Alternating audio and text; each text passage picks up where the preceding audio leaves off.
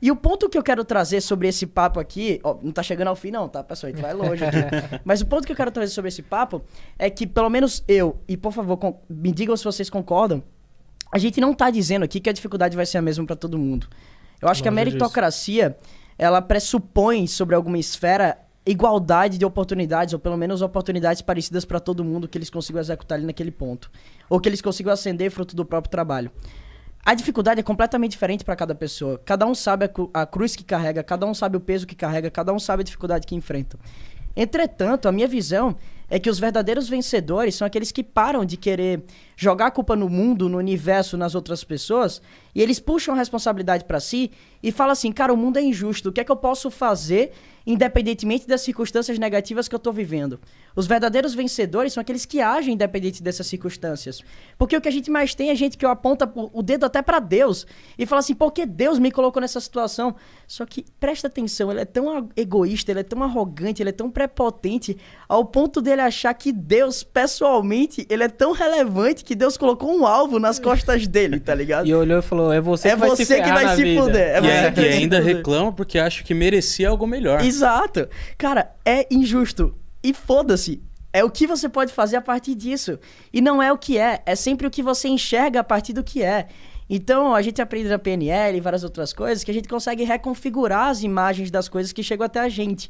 Eu fiz vários treinamentos de desenvolvimento pessoal e pra mim foi a coisa mais importante. Eu quero muito entrar nesse assunto com você e fundo nesse papo. Boa. Que é obrigatório pra qualquer pessoa que quer empreender ou que quer ser protagonista da sua vida. E eu fiz o Fórum Landmark. É complexo de entender, mas no final das contas, a conclusão que o Landmark chega é que a vida é vazia e sem significado nato. O significado é basicamente aquele que a gente dá. E se a vida é vazia, você tá livre pra criar. E você tá livre pra ser quem você quiser ser. Então não é você apagar o seu disco rígido do passado e você esquecer o que você viveu. É você entender que no hoje, no presente, você tá livre para criar novos significados para as mesmas circunstâncias. E sempre tem a história real e a história que a gente conta sobre aquela mesma história. Porque ninguém enxerga o mundo como ele é. Ninguém.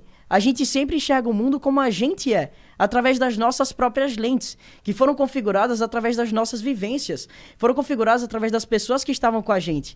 Então, o jogo da empatia, eu sempre falo isso, que é fantástico de você entender, que você só cresce, você só amadurece, você só evolui a partir do momento que você desenvolve a coisa chamada empatia verdadeira.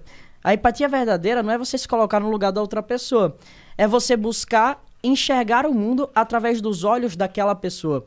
Porque imagina o seguinte, eu me colocando na situação, na posição de um jovem de 13 anos que é favelado hoje. Com a cabeça que eu tenho hoje, eu iria buscar 200 milhões de maneiras de sair daquela circunstância. Mas eu sou eu, porque eu tenho um pacote de ideias e uma configuração mental que foi criada com base nas vivências que eu tive, as oportunidades que eu tive, a escola que eu estudei, os intercâmbios que eu fiz, eu morei nos Estados Unidos. Então é muito fácil pra mim falar isso. Mais difícil é você se colocar no lugar dele e você buscar se colocar no lugar dele através dos olhos dele e você buscar entender o pacote de vivências que aquela pessoa teve para ela chegar até o nível de raciocínio que ela tem hoje. E isso desenvolveu pra mim um nível de entendimento e de compaixão com outra pessoa gigantesco que você não tem ideia.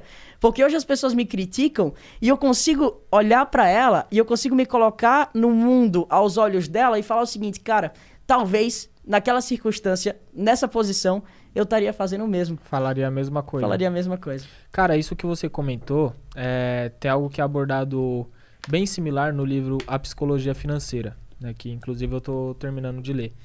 Eu acho que é no primeiro ou segundo capítulo, ele diz o seguinte, que isso é mais focado no dinheiro, mas é bem similar a isso que você comentou agora.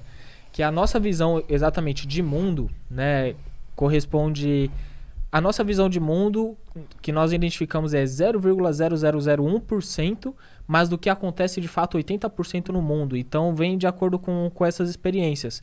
Que ele fala, isso eu me vi muito como o favelado investidor mesmo, né? Na questão de educar financeiramente as pessoas. Porque hoje alguém chega e fala, Murilo, eu investi errado dessa maneira, isso, aquilo, ou investi disso, será que tá certo? E aí quando eu li esse capítulo...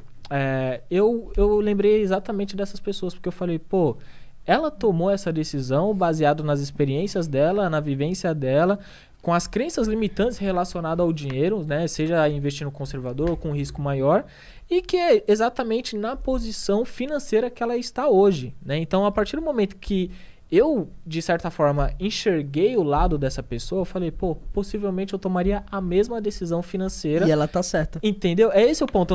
Ela não tá errada, porque é de acordo com o conhecimento que ela tem, todas as experiências, e eu lembrei exatamente da minha avó, também lendo esse capítulo, que teve um certo momento, né, eu conversando com ela, ela falou, pô, na minha época, né, eu vivi em hiperinflação, então eu ia no mercado, o cara tava mudando na hora o preço ali, às vezes de um arroz, de um feijão, por isso que vem a cultura do brasileiro, né, de fazer a compra do mês, porque um dia ou outro mudava o preço, e eu falei, eu nunca vou saber o que é isso, porque eu não vivi isso.